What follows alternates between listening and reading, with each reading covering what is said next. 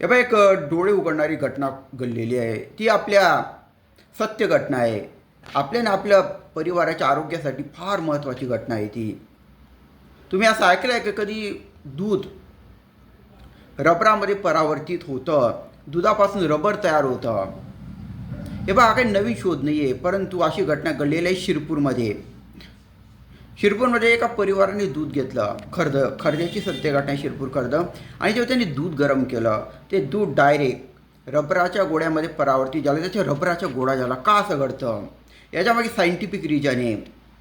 जर दुधामध्ये युरिया असेल, जो आपण खतांमध्ये वापरतो, काही रसायन असेल दुधामध्ये, डिटर्जंट पावडर असेल जे कपडे धुण्यासाठी वापरतो, तर त्याच्या तापवल्यानंतर केमिकल प्रक्रिया होऊन त्याच्या बॉल तयार होतो रबरासारखा.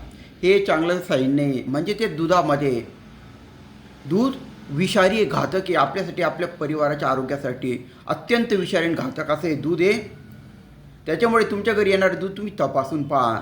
लॅक्टोमीटर येतं, दूध किती शुद्ध आहे ते तपासायचे. शक्य झालं ते घ्या, नाहीतर वेगवेगळे चाचण्या येतात, दूध किती शुद्ध आहे ते तपासायच्या. नाहीतर तुमच्या परिवाराला आणि तुम्हाला मोठी किंमत चुकवावी लागू शकते. जास्तीत जास्त लोकांना जागरूक करा. तुमचे परिवार नातेवाईक मित्रांनी शेअर करा.